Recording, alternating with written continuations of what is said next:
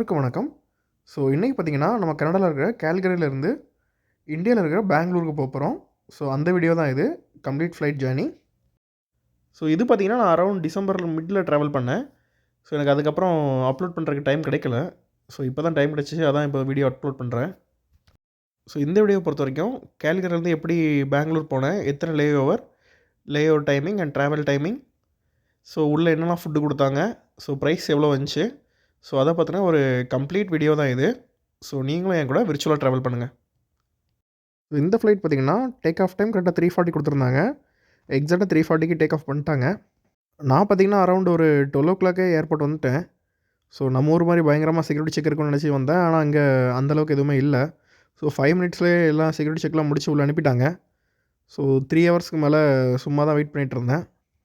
Security செக்கை பொறுத்த வரைக்கும் பேக்கை தனியாக வச்சுட்டு லேப்டாப்லாம் தனியாக வைக்க வேணாம். நீங்கள் பேக்கை அப்படியே வச்சிட்டிங்கனாலே போதும். அங்கே மிஷினை ஆட்டோமேட்டிக்காக ஸ்கேன் பண்ணி உங்களுக்கு கொடுத்துருவாங்க. 5 மினிட்ஸ் எல்லாம் முடிச்சு அனுப்பிட்டாங்க.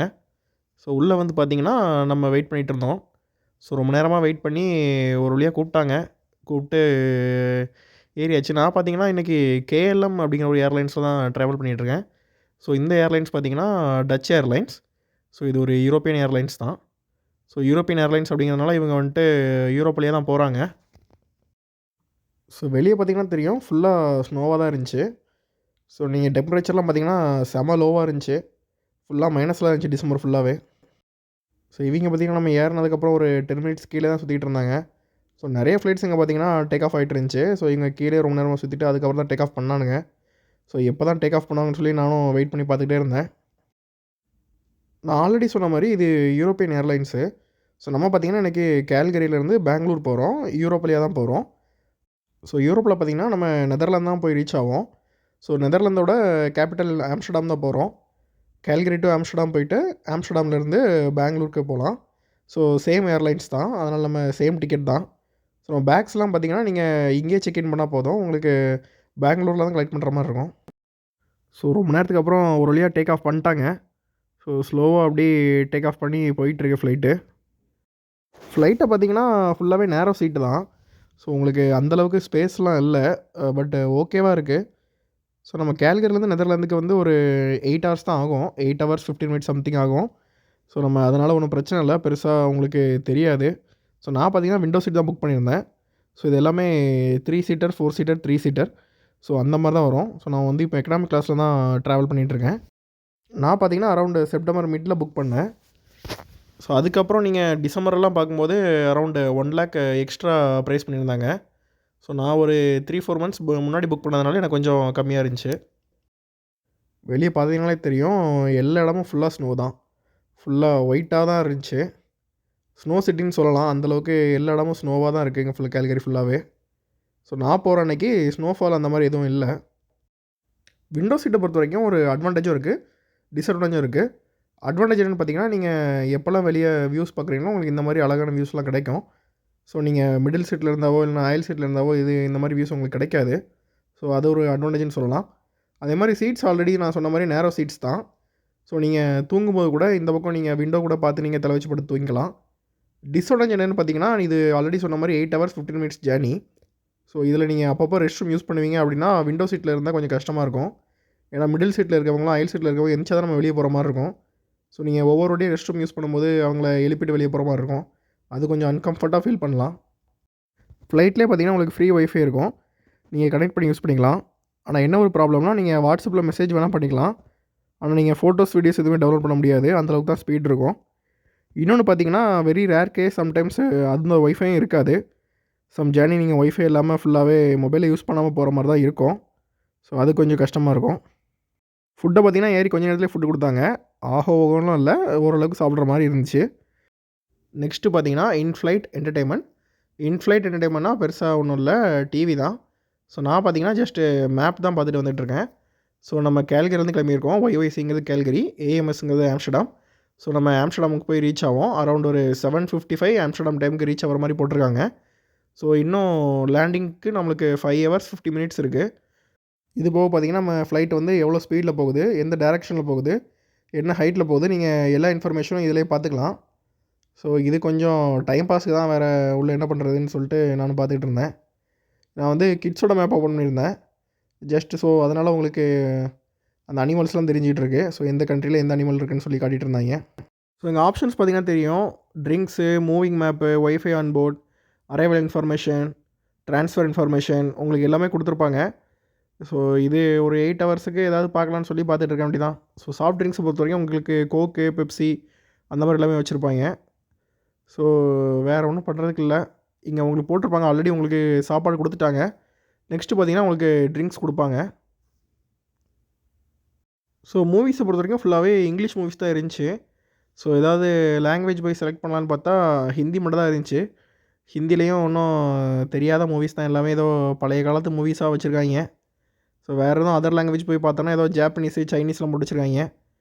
தமிழுக்கு எதுவுமே இல்லை. ஸோ நம்ம எதுவுமே பார்க்குற மாதிரி இல்லை.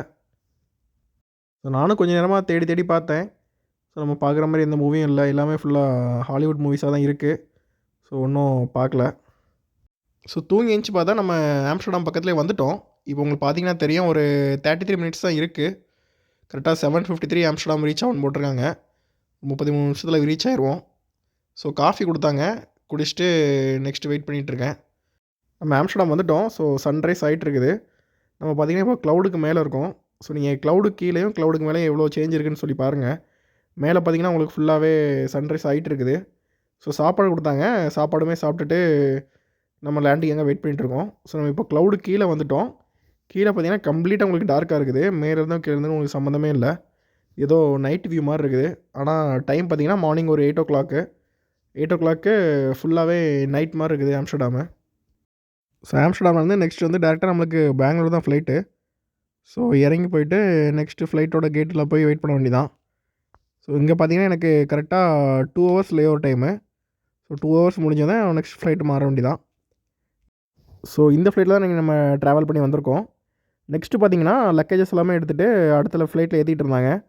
ஸோ ஒரு ஃப்ளைட்லேருந்து நிறைய பேர் வேறு டெஸ்டினேஷன் போகிறவங்களாம் வந்திருப்பாங்க. ஸோ ஒவ்வொரு ஃப்ளைட்டும் அவங்க பார்த்து கரெக்டாக ஏற்றிடுவாங்க.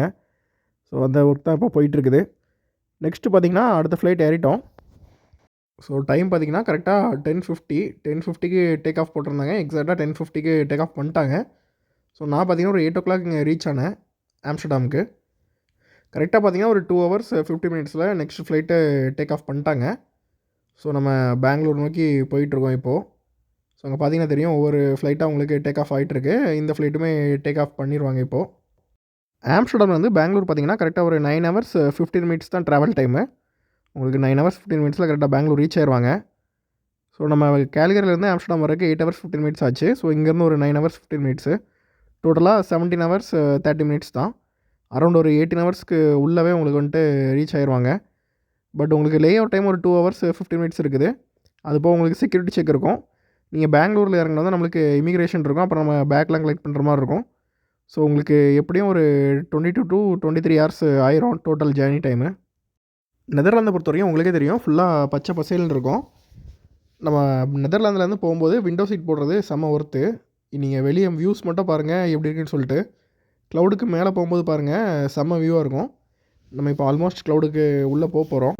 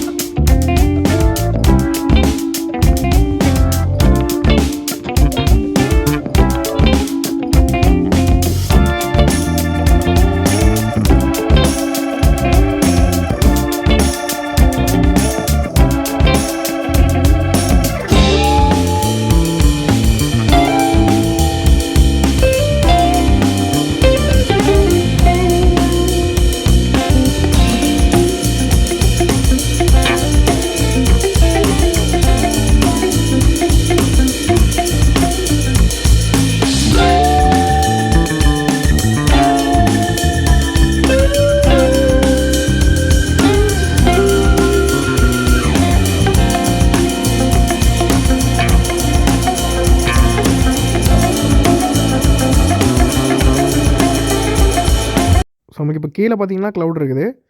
அப்படியே நீங்க மேலே பார்த்தீங்கன்னா க்ளவுட் பாஸ் ஆயிட்டு இருக்குது. ஸோ உங்களுக்கு மேலேயும் க்ளவுட்ஸ் இருக்குது. கீழேயும் க்ளவுட்ஸ் இருக்குது. நம்ம க்ளவுட்ஸுக்கு நடுவுல ஃப்ளை பண்ணிகிட்ருக்கோம். ஸோ வேறு லெவல் எக்ஸ்பீரியன்ஸாக இருந்துச்சு. செம்ம வியூ. நெக்ஸ்ட்டு பார்த்தீங்கன்னா ஃபுட்டு கொண்டு வந்திருந்தாங்க. ஃபுட்டை பொறுத்தவரைக்கும் உங்களுக்கு chicken pasta and palak paneer offer பண்ணியிருந்தாங்க. ஸோ நான் வந்து சிக்கன் பாஸ்தா வாங்கியிருந்தேன். ஃபுட்டு நல்லா தான் இருந்துச்சு. ஸோ ஓரளவுக்கு நல்ல ஃபுட்டு அண்ட் வெளிய வியூஸ் செம்மையாக இருந்துச்சு. வெளிய வியூஸ் பார்த்தீங்கன்னா செம்ம க்ரீனரி. ஏதோ மவுண்டன் மேலே நம்ம ஃப்ளை பண்ணி போயிட்டுருக்கோம். உள்ள ஃபுட்டுமே நல்லா தான் இருந்துச்சு. ஸோ செம்ம எக்ஸ்பீரியன்ஸாக இருந்துச்சு. ஸோ கிளாஸை பொறுத்த வரைக்கும் ஃபுல்லாகவே லைட் கண்ட்ரோல் தான். உங்களுக்கு உள்ளவே கண்ட்ரோல்ஸ் இருக்கும். நீங்கள் எப்போ தூங்கணும்னு நினைக்கிறீங்களோ நம்ம லைட்டை டிம் பண்ணிட்டு தூங்கிக்கலாம். ஸோ நான் வந்து நார்னியா மூவி பார்த்துட்டு வந்துட்டு இருந்தேன். ஸோ அஸ்லான் என்ட்ரி பாருங்கள்.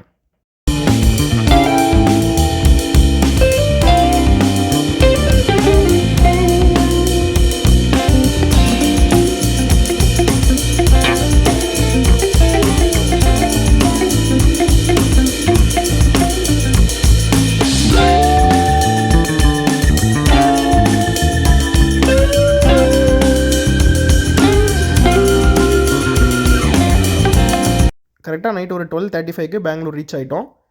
டிக்கெட் ப்ரைஸை பொறுத்த வரைக்கும் எனக்கு கரெக்டாக ஒரு 1,58,000 வந்துச்சு. ஸோ டிசம்பர்லாம் புக் பண்ணியிருந்தீங்கன்னா 2,50,000 வந்திருக்கும். நான் வந்து ஒரு 3-4 மந்த்ஸ் முன்னாடியே புக் பண்ணதுனால எனக்கு இந்த ப்ரைஸ் வந்துச்சு. ஸோ பெங்களூர் ரீச் ஆகிட்டு இமிக்ரேஷன்லாம் முடிச்சுட்டு பேக்ஸ்லாம் கலெக்ட் பண்ணிட்டு கிளம்பிட்டேன். அவ்வளோதாங்க இந்த வீடியோ. தேங்க்ஸ் ஃபார் வாட்சிங்.